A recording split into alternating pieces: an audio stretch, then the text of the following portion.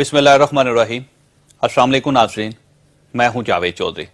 ख्वाजरात मौलवी फजल हक तहरीक पाकिस्तान के नामवर लीडर थे। वह 1954 में मशरकी पाकिस्तान के वजीर आला और 1956 में मशरकी पाकिस्तान के गवर्नर रहे।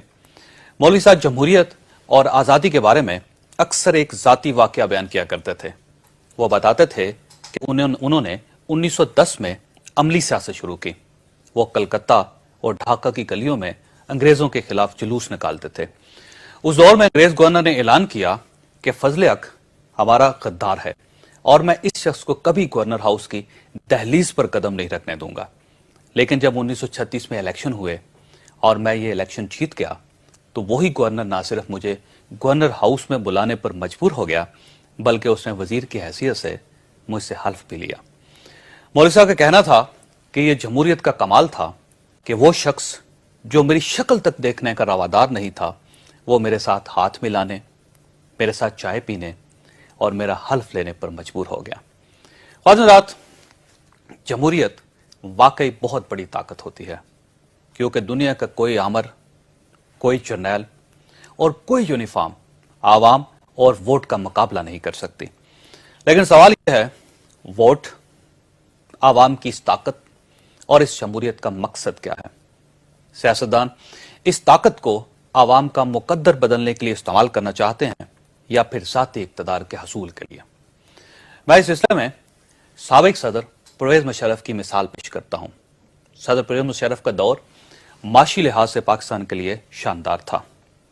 परवेज़ मुशर्रफ ने 8 साल में पाकिस्तान की मैशत को $75 बिलियन से $170 बिलियन तक पहुंचा दिया था।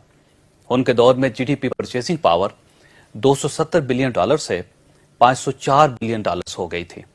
फी कस आमदनी $450 से $1085 हो गई, जबकि रेवेन्यू कलेक्शन 305 अरब से 990 अरब, फॉरेन एक्सचेंज रिजर्व्स 2 बिलियन से $9 बिलियन, एक्सपोर्ट्स $8 बिलियन से $20 बिलियन, स्टॉक एक्सचेंज $5 बिलियन और 700 पॉइंट से $20 बिलियन और 5000 पॉइंट्स, फॉरेन इन्वेस्टमेंट 301 मिलियन से $6 बिलियन और लार्ज स्केल मैन्युफैक्चरिंग 1.5% से 4.8% हो गई थी।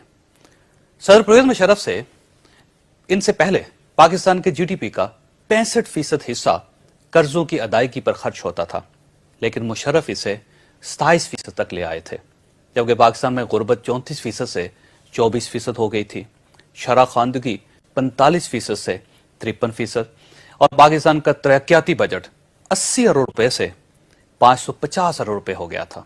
गर्ज मुशर्रफ का दौर हर लिहाज से माशी तौर पर आज से हजारों गुना बेहतर था, लेकिन सवाल यह है, फिर परवेज़ मुशर्रफ में क्या खराबी थी जिसके बायस उन्हें इक़्तिदार से हटा दिया गया था? कौम को बुनियादी तौर पर नाज़रीन जनरल परवेज़ मुशर्रफ की पॉलिसियों से इख्तलाफ था। लोग उनकी वार एंड टेरर की पॉलिसी को नापसंद करते थे। लोगों को सिविल ब्यूरोक्रेसी में मिलिट्री एस्टेब्लिशमेंट के अमल दखल पर एतराज था। लोग फाटा ऑपरेशन, बलोचिस्तान की सूरत हाल, अदलिया पर शब खून, सदारती इख्तियारात, सदर के दौरों, महंगाई, दहशतगर्दी, भारत नवाजी, अमेरिका की गुलामी और बेरोजगारी पर सदर मुशर्रफ से नाराज थे। चुनांचे लोगों ने अपोजिशन का साथ दिया और जनरल परवेज़ मुशर्रफ का इक़्तिदार खत्म हो गया।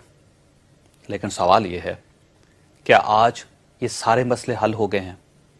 क्या आवाम को जमहूरियत का फल मिल गया? नहीं, बिल्कुल नहीं। हमें अफसोस से कहना पड़ता है कि जनरल परवेज़ मुशर्रफ के जाने के बाद भी उनकी पॉलिसियां जारी हैं। जनरल मुशर्रफ का शुरू किया हुआ मिलिट्री ऑपरेशन आज ज्यादा शिद्दत से जारी है। मुल्क की सियासत में अमेरिकन मुदाखलत पहले से कई गुना बढ़ चुकी है। चारों सूबों में जनरल परवेज़ मुशर्रफ के लगाए हुए गवर्नर्स भी काम कर रहे हैं।